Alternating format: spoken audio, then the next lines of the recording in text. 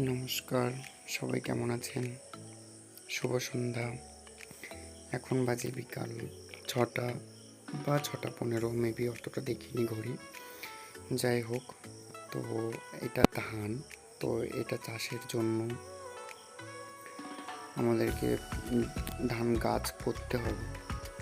সেই জন্য ধানটাকে একটা নেটের মধ্যে দিয়ে তো এটাকে নিয়ে ভিজাতে হবে, ভিজিয়ে রাখতে হবে ১২ থেকে ১৩ ঘন্টা, মেবি ১০ ঘন্টা বা ১২ ঘন্টা ভিজিয়ে রাখতে হবে। তো ভিজানোর পরে একটা জায়গাতে ঝুলিয়ে দিয়েছি। তারপরের থেকে পুরোপুরি যাতে জলটা চলে যায় তার জন্য এরকমভাবে ঝুলানো আছে। অনেকটাই জল ঝরে গেছে, আমি এক হাতে ভিডিও করতে পারছিলাম না বলে দেখাতে পারিনি। যাই হোক, তো অনেকটাই জল এইভাবে ঝরিয়ে নিতে হবে। নেওয়ার পরে তারপরে আরও অনেক কাজ আছে। যাই হোক, আপাতত জলটা ঝরাচ্ছি।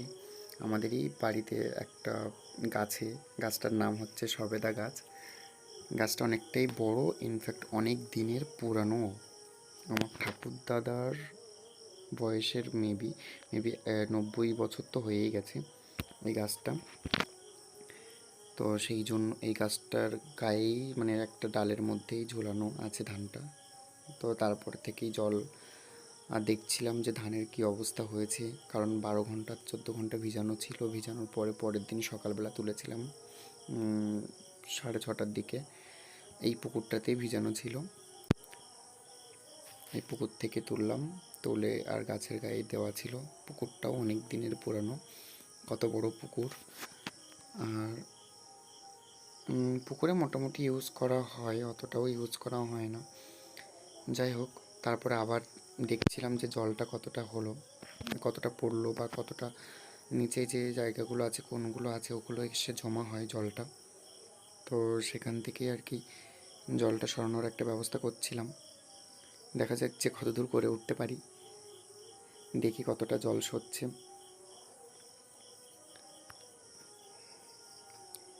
এই দেখুন, আবার কতটা জল পড়লো। এরকম করে পুরোটা বের করে নিতে হবে। নিয়ে একটা আমি হাঁড়ির মধ্যে দিয়েছি, অনেকে বিভিন্ন রকমভাবে দেয়। যাই হোক, বাবা বাড়িতে ছিল না, তো সেই জন্য আমাকেই হাঁড়ির মধ্যে দিতে হয়েছিল। তো একটা হাঁড়ির মধ্যে দিয়ে ওটাকে বেশ ভালোভাবে হাঁড়ির মুখটা ওই নেটটা দিয়ে বেঁধেছি। বাঁধার পরে একটা বড় বস্তা দিয়ে চাপা দিয়েছি, তারপরে একটা গামলা দিয়ে চাপা দিয়ে রেখেছিলাম যাতে ভালোভাবে গরম হয়। তারপরে চলে গেলাম মাঠের দিকে, দেখলাম বাবা, যাই হোক ওটাকে মেবি আমাদের বাংলা ভাষায় চাতুর বলে, তো ওখানেই ধানটা ফেলতে হবে চারা করার জন্য। তো সেখানে আর কি দেওয়া হচ্ছে, বাবা ওই লেবেল করছে আর কি। ওটা একটা কলা গাছ কেটে আর বাবা লেবেল করছে ব্যাপারটা, যে ধানটা পড়বে সেহেতু জলও রাখা যাবে না, আর উঁচু নিচু বা অসমান তো করা যাবে না। তো সেই জন্য একটা সমান করে নেওয়ার পদ্ধতি চলছে এইভাবে। বেশ জায়গাটা অনেকটাই। আর একটা কথা ভুলে গেছিলাম, ধানটা হচ্ছে প্রায় 4 কেজি, প্রায় নয়, পুরো 4 কেজি না, হ্যাঁ 4 কেজি না 5 কেজি, এরকমই কিছু একটা, আমি ঠিক জানিও না। আর ধানের নামটাও জানি না ভালো করে, ধানটা দেখাতেও পাচ্ছিলাম না, ভিডিও করতে পারছিলাম না বলে। কারণ আমার তো অন্য কোনো কিছু ইনস্ট্রুমেন্ট নেই ভিডিও করার জন্য, আমি একেবারেই নতুন, সেই জন্য ফোন থেকেই করি আর একটা হাত দিয়েই করি। তো বাবার সাথে বলছিলাম আর কতক্ষণ লাগবে আর কি ব্যাপার। তো যখন ওই চাষটা করছিল তখন দেখানো হয়নি। এটাও একটা পুকুর, তবে পুকুরটা আমাদের নয়, আমার ছোটো ঠাকুরদাদের, আর জমিটা আমাদের। তো বাবা এইভাবে দেখছিল যে কি হচ্ছে। তারপরে সেখান থেকে আমার ধানের অনেকগুলো ছোটো ছোটোই আর কি সবে বেরিয়েছে মুখটা, একটু গাছ বেরিয়েছে, একটু শিকড় ছেড়েছে, তো সেটাও দেখাবো। তো সেটা একদিন হয়ে যাওয়ার পরে, এটা হচ্ছে দ্বিতীয় দিন, তো দ্বিতীয় দিনে এগুলো চলছে। আমি বাবাকে বলছিলাম যে এটা আর কতক্ষণ লাগবে, বাবা বলছিল বেশিক্ষণ লাগবে না, হয়েই গেছে প্রায়। তো এটা করে দিয়ে ওই জলগুলো একটা কোণটা নিচু করা আছে, সেই নিচু জায়গায় জলগুলো চলে যাবে। তো সেখান থেকে বাবা আবার জলগুলো একটা পাত্র দিয়ে বের করে দেবে। বাবার মোটামুটি হয়েই গেছে, তো ওটা ওখানে রেখে দিয়েছে, জলগুলো একটু সরাতে যাবে। তারপরে একটু রৌদ্র খাওয়ালে জায়গাটা একটু শুকনো মতো হবে, হলে তাহলে আর জলটা থাকবে না, ধানটা তাহলে ভাসবে না, মাটিতেই পড়বে।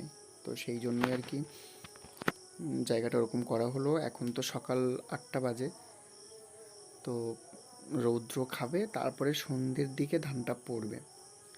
তো সবার আগে ক্ষমা চেয়ে নিচ্ছি, কারণ ধানটা যখন ফেলছিল বাবা, তখন আমি ছিলাম বাড়িতে, আমি জানতে পারিনি, বাবা আমাকে বলেনি, নাহলে ভিডিওটা করে দেখাতে যে কীভাবে ধানটা ফেলছে। যাই হোক, বাবা আমাকে আবার বলছিল যে জলটা ওই দিক থেকে সরে যাবে, জলটা কীভাবে বের করা যায়, সেই জন্য আর কি। তো ওই জলটা বের করছে, আর ওই যে পাত্রটা নিয়ে গেছে একটা ছোট গামলা, তো সেখান থেকেই বাবা জলটা ছেঁচে বের করে দিচ্ছে। আমাদের গ্রাম ভাষায় তো ছেঁচা বলে, জানি না কোথায় কি বলে, তবে আমাদের এখানে তো ওটাই বলে। তো যাতে জলটা চলে যায়, এবার বাবাকে বললাম তুমি জলটা বের করে দিয়ে আসো, আমি বাড়ি গিয়ে ধানটা বের করতে লাগি। তো তারপরে বাড়িতে চলে আসলাম। হ্যাঁ, বাড়িতে চলে এসে ধানটা বের করলাম হাঁড়ির থেকে, বাবা আর আমি দুজনেই।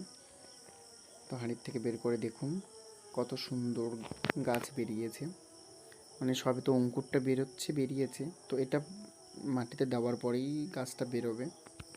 বাই দেবে, আমি কিন্তু ধানের নামটা জানি না, কমেন্ট করে বলবে এটা কি ধান। তো যাই হোক, এটা এরকমই। তো এইগুলো না জমাট বেঁধে বেঁধে গেছে, মানে ক্লটিং টাইপের হয়েছে। তো সেখান থেকে ওরকমভাবে ছড়িয়ে ছড়িয়ে নিতে হবে, তা না হলে ধানটা যখন ফেলবো তখন ধানটা পড়বে না ঠিকঠাক করে। তো সেই জন্যই আর কি এরকম করে ছড়িয়ে ছড়িয়ে নিতে হবে, একটা একটা করে আলাদা আলাদা করে নিতে হবে, নিয়ে তারপর ধানটা ফেলতে হবে। যাই হোক, আমি তো আগেই বলেছিলাম ধানটা ফেলার সময় আমি ছিলাম না, মাঠে পড়ে গেছে দেখুন, এইভাবে ধানটা ফেলতে হয়, মানে ছড়িয়ে দিয়েছে, পড়ে গেছে। যাই হোক বন্ধুরা, কেমন লাগছে বলুন, আমি তো নতুন, তো আমার ভিডিও কেমন লাগছে, যদি ভালো লেগে থাকে তাহলে প্লিজ কমেন্ট করবেন, লাইক করবেন, শেয়ার করবেন, সাবস্ক্রাইব করবেন, প্লিজ আমাকে সাপোর্ট করবেন আর ভালোবাসবেন। ফেসবুকে যেমনভাবে ভালোবাসছেন, যদি ইউটিউবে তেমনভাবে ভালোবাসেন, তাহলে আমি একটু এগিয়ে যেতে পারবো। ধন্যবাদ, সবাই ভালো থাকবে, শুভ সন্ধ্যা।